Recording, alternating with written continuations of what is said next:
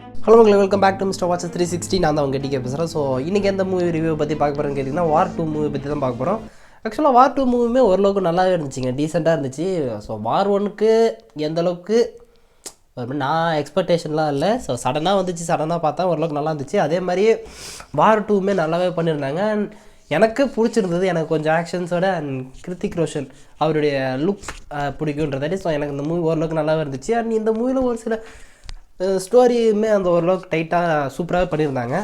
உங்களுக்கு ஆக்ஷன் மூவிஸஸ் பிடிக்கும் அண்ட் நிறையா அந்த கிருத்திக் ரோஷன் அந்த மாதிரியான ஒரு சில மூவிஸஸ் பார்ப்பீங்க, அதில் இருக்கிற ஃபைட் சீக்வன்சஸ்க்காக பார்ப்பீங்கன்னா கண்டிப்பாக அந்த மூவி ட்ரை பண்ணி பாருங்கள், ஓரளவுக்கு நல்லாவே இருக்கும். எனக்கு பிடிச்சிருந்துச்சு.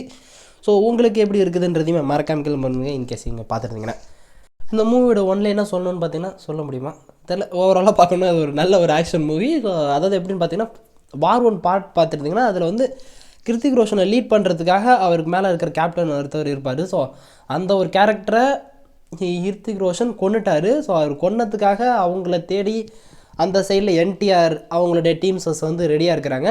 கிருத்திக் ரோஷன் வந்து கேப்டனை கொன்னது வந்து அவருடைய பெர்மிஷனோட கொன்னுட்டு அவர் வந்து களி அப்படின்ற அந்த குரூப்புக்கு பின்னாடி போயிடுவார். ஏன்னா அதை கண்டுபிடிக்கிறது தான் இவங்களுடைய ஃபுல் பொட்டென்ஷியல், அவங்களுடைய ஃபோக்கஸ் எல்லாமே அதுதான், கண்ட்ரியை காப்பாற்றணும் அப்படின்றதுக்காக தான். பிகாஸ் ஆஃப் அந்த களியில் நிறைய மெம்பர்ஸ் இருப்பாங்க, ஒரு ஒரு கண்ட்ரிலேருந்து ஒரு ஒரு பர்சன் வந்து பேசுகிற மாதிரி இருக்கும். ஸோ அந்த கேங்கில் ஜாயின் பண்ணிட்டோன்னே அவங்களுக்கு பின்னாடி இருக்கிற பிளான் என்ன, அவங்களோட மோட்டோ என்னன்றதை நம்மள்ட்ட கண்டுபிடிச்சிட முடியும் அப்படின்ற அந்த ஒரு மோட்டிவில் தான் கிருத்திக் ரோஷன் அந்த டீமில் போய் சேர்ந்து அதை கண்டுபிடிக்கிறதாக போயிருப்பாங்க. அண்ட் நடுவில் அந்த மூவிஸில் லவ்ஸுமே ஓரளவுக்கு கொண்டு போயிட்டு அதுவுமே ஒரு மாதிரி சூப்பராக பண்ணியிருப்பாங்க. அண்ட் நிறைய ஒரு சில ட்விஸ்டர்ஸ்லாம் சூப்பராகவே இருக்கும். அண்ட் என்டிஆர் தான் இவருக்கு வில்லன்.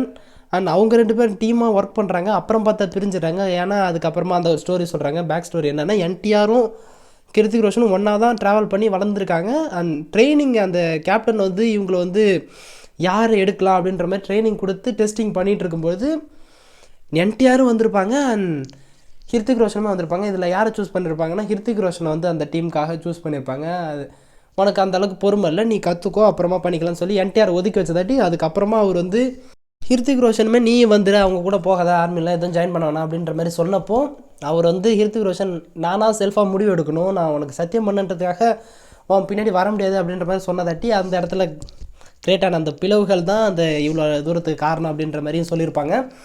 அண்ட் அதுக்கப்புறமா பார்த்திங்கன்னா ஒரு சில நிறையா ஃபைட் சீக்வன்சஸ் அண்ட் களியில் ஜாயின் பண்ணி களியை க்ளோஸ் பண்ணுற போகிறேன் அப்படின்ற மாதிரியான அவ்வளோ பெரிய போராட்டத்துக்கு அப்புறமா கடைசியில் இவங்க 2 பேர் ஜாயின் பண்ணி அந்த களியை எப்படி கொண்டு போய் எல்லாரையுமே ஃபினிஷ் பண்ணுறாங்க, அந்த மொத்த களி எப்படி அழிக்கப்படுது அப்படின்ற மாதிரி காமிச்சிருப்பாங்க. ஒரு மாதிரி நல்லா இருந்துச்சு எனக்கு பார்க்குறது. ஏன்னா நிறையா ஆக்ஷன் சீக்வன்சஸ் இருக்குது. அண்ட் என்டிஆருக்கும் கிருத்திக் ரோஷனுக்குமான அந்த ஃபைட் சீக்வன்சஸுமே ஒரு மாதிரி நல்லாவே இருக்கும். அண்ட் எப்போ அந்த இன்ட்ரோல் பிளாக் ஐ திங்க் ஸோ அந்த இடத்துல அந்த ஃப்ளைட்டில் 2 பேர் அடிச்சிட்டு இருப்பாங்க. அதுக்கப்புறமா தான் அந்த பேக் ஸ்டோரிலாம் இவங்க 2 பேர் ஒரே ஸ்டேஜ்லேருந்து தான் ஸ்டார்ட் பண்ணாங்க.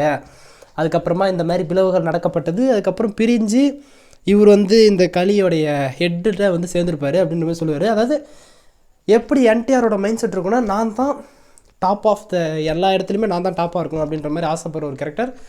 அஃப்கோர்ஸ் அந்த ட்ரைனிங்லையுமே அவர் தான் டாப்பாக இருப்பார். பட் ஸ்டில் அவங்கள வந்து ஒரு சில பொறுமை இல்லாத காரணத்துக்காக அந்த கேப்டன் வந்து ஒதுக்கி வச்சுருப்பார். அந்த ஒரு ட்ரிகரிங் பாயிண்டில் தான் எல்லாத்தையுமே செஞ்சு இந்தியா, அதாவது மொத்தமாகவே நான் தான் இருக்கணும், நான் அதுக்கு என்ன வேணாலும் பண்ணுவேன் அப்படின்ற மாதிரி தலைவன் வந்து மோனோப்புள்ளியாக இருக்கணுன்ற மாதிரி ட்ரை பண்ணுவார். ஸோ அதெல்லாம் நிறையா கதைகள் சொல்லி கடைசியில் 2 பேரும் ஹிருத்திக் ரோஷனும் அண்ட் என்டிஆரும் சேர்ந்து தான் அந்த களியில் இருக்கிற மெம்பர்ஸை கொண்டு விடுவாங்க. அது கிளைமேக்ஸோடு முடிச்சிருப்பாங்க. அண்ட் வார் 3க்குமே லீட் கொடுத்துருப்பாங்க, ஆல்ஃபான்னு நினைக்கிறேன். ஸோ வார் ஆல்ஃபா அப்படின்ற மாதிரியுமே சொல்லியிருப்பாங்க. ஸோ அது வந்தால் தான் தெரியும். ஸோ இந்த மாதிரி நிறைய ஆக்ஷன்ஸோடு இருக்கும். கதையை ஃப்ளோ ஓரளவுக்கு இருக்குன்னு வச்சுக்கோங்க. அண்ட் ஆக்ஷனுக்காகவே இந்த மூவியை ட்ரை பண்ணி போகலாம். பிகாஸ் ஆஃப் ஏகப்பட்ட ஆக்ஷன் சீக்வன்சஸ் நிறையா இருக்கும் அண்ட் ஸ்டன்ட்ஸஸ் எல்லாமே ஜாலியாக இருக்கும். ஸோ உங்களுக்கு ஆக்ஷன் பிடிக்குன்னா கண்டிப்பாக ட்ரை பண்ணி பாருங்கள். இந்த மூவியை ஆல்ரெடி பார்த்துருந்தீங்கன்னா உங்களுக்கு எந்த மாதிரி எக்ஸ்பீரியன்ஸ் கிடச்சிது, நல்லா இருந்துச்சா இல்லையா, பிடிச்சதா இல்லையான்றதுமே அவருக்கான கமெண்ட் பண்ணுங்கள். ஏன்னா இதில் நிறைய ஆக்ஷன் சீக்வன்சஸ் தான் இருக்கும். கொஞ்சம் ஸ்டோரியோடு நல்லாவே பேக் பண்ணியிருந்தாங்க, எனக்கு பிடிச்சிருந்தது. ஸோ உங்களுக்கு எப்படி இருந்துச்சு, அந்த மூவி பிடிச்சதா இல்லையா அப்படின்றது எல்லாத்தையுமே மறக்காம கமெண்ட் பண்ணுங்கள். அண்ட் சார் எஸ் இதோட இந்த டே முடிச்சுக்கலாம். நெக்ஸ்ட் ஒரு ஆசமான வீடியோவில் மீட் பண்ணுறேன். அது வரைக்கும் ஒரு சின்ன பிரேக் வரட்டா.